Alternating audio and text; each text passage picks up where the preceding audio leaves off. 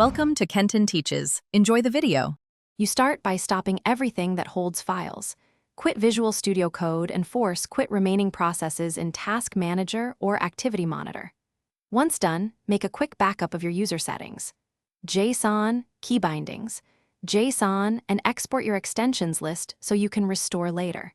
Make sure to turn off Settings Sync if enabled, because it may reapply settings after reinstall. These steps prevent leftover processes and Cloud Sync from recreating files you intend to remove, so you have a clean base to uninstall from.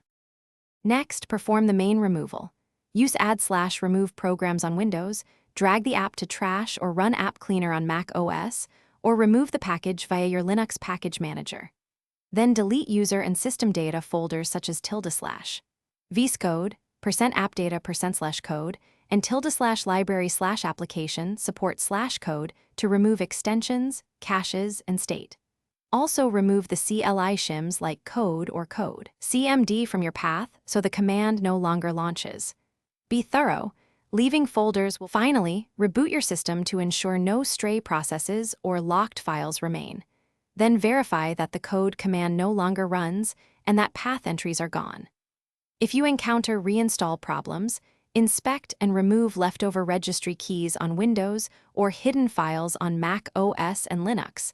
Then repeat the deletion steps. Make sure to restore only the settings and extensions you need from your backup after a clean install to avoid reintroducing problematic configs.